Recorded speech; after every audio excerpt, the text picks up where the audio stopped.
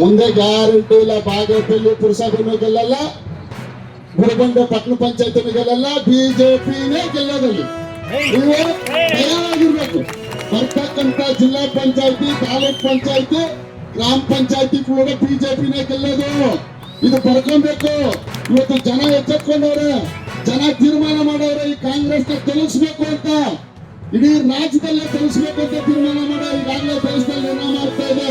ಕೇರಳದಲ್ಲಿ ತಿರುವನಂತಪುರಂ ಅಲ್ಲಿ ಏನು ಕಮ್ಯುನಿಸ್ಟ್ ಪಕ್ಷ ಆಳ್ತಾ ಇತ್ತು, ಮತ್ತೆ ಅಲ್ಲಿ ಕಾಂಗ್ರೆಸ್ ಪಕ್ಷ ಆಳ್ತಾ ಇತ್ತು. ಇವತ್ತು ಭಾರತೀಯ ಜನತಾ ಪಕ್ಷದ ಮೇಯರ್ ಗೆದ್ದಿದ್ದಾರೆ.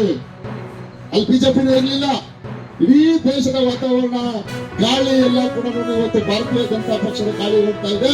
ಇವತ್ತು ರಾಜ್ಯದಲ್ಲಿ ಇರ್ತಕ್ಕಂಥ ದೊಡ್ಡ ರಾಜ್ಯ ಕಾಂಗ್ರೆಸ್ ನವರಿಗೆ ಏನಕ್ಕೆ ಸೋರ್ಸ್ಗೆ, ಬೇರೆ ರಾಜ್ಯಗಳ ಚುನಾವಣೆಗಳಿಗೆ ಸೋರ್ಸ್ ಕಳಿಸೋದಂತ ಈ ಸೋರ್ಸ್ ಮಾತ್ರ ಇಟ್ಕೊಂಡವ್ರೆ. ಇದು ಜನಕ್ಕೆ ಗೊತ್ತಾಗ್ಬಿಟ್ಟಿದೆ. ಯಾವುದೇ ಇನ್ನು ಚುನಾವಣೆ ಆಪರೇಷನ್ ಸಿಂಧೂರ್ನ ಕೇವಲ 2 ಗಂಟೆಯಲ್ಲಿ ಮುಗಿಸಿದೀವಿ. ಇದು ಬಾಂಗ್ಲಾದೇಶದ ಏನಾರ ಸ್ಟಾರ್ಟ್ ಆದ್ರೆ ಕೇವಲ ಅರ್ಧ ಗಂಟೆಗೆ ಎಲ್ಲ ಪಿಕ್ಚರ್ ಮುಗಿದೋಗ್ಬಿಡುತ್ತೆ. ಅದು ಅವ್ರಿಗೆ ಗೊತ್ತಿದೆ. ಆದ್ರೂ ಅವರ ನಮ್ಮ ತಾಳ್ಮೆಯನ್ನ ಮತ್ತೆ ಮುಂದೆ ಪರೀಕ್ಷೆಯನ್ನ ಮಾಡಕ್ ಹೋಗ್ಬೇಡ್ರಿ. ಮುಂದಿನ ದಿನಗಳಲ್ಲಿ ಏನ್ ನೀವು ಅನಾಹುತ ಅನುಭವಿಸ್ತೀರೋ ಅದಕ್ಕೆ ನೀವೇ ಕಾರಣಕರ್ತರಾಗ್ತೀರ. ಬಾಂಗ್ಲಾದೇಶದವರು ದಯವಿಟ್ಟು ನಮ್ಮ ತಾಳ್ಮೆಯನ್ನ ಪರೀಕ್ಷಿಸಲೇ, ನಮ್ಮ ಕೇಂದ್ರ ಸರ್ಕಾರದ ತಾಳ್ಮೆಯನ್ನ ಪರೀಕ್ಷಿಸಲೇ ಮುಂದಿನದನ್ನ ನೀವೇ ಅನುಭವಿಸ್ತೀರ ಅಂತ ನಾನು ಹೇಳ್ತಾ, ಇವತ್ತು ಕೇಂದ್ರ ಸರ್ಕಾರಕ್ಕೂ ಮನವಿ ಮಾಡ್ತಾ ಆದಷ್ಟು ಬೇಗ ನಮ್ಮ ಹಿಂದೂಗಳನ್ನೆಲ್ಲ ರಕ್ಷಣೆ ಮಾಡಿ ದಯವಿಟ್ಟು ಕಾಪಾಡಿ ಅಂತ ಹೇಳ್ತಾ ನಾನು 2 ಮಾತುಗಳನ್ನ ಮುಗಿಸ್ತೀನಿ. ಜೈ ಶ್ರೀರಾಮ್.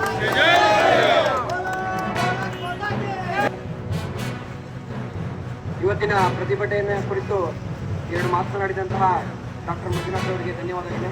ಮತ್ತು ನಾವು ಬಾಂಗ್ಲಾದೇಶದಲ್ಲಿ ಕಳೆದುಕೊಂಡಂತಹ ಅನೇಕ ಹಿಂದೂಗಳಲ್ಲಿ ಇವತ್ತು ದೀಪು ಚಂದ್ರದಾಸ್ ಕೂಡ ಒಬ್ಬರು. ಅಂತಹ ಅನೇಕರಿಗೆ ನಾವು 1-2 ನಿಮಿಷ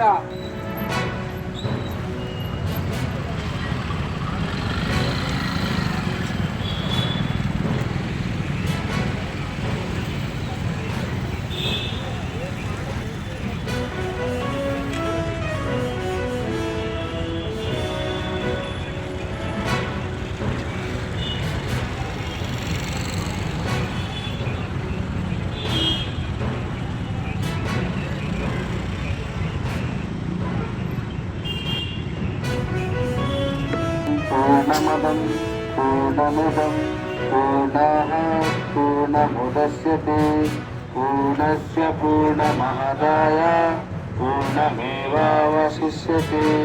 ॐ शान्ति शान्ति शान्ति।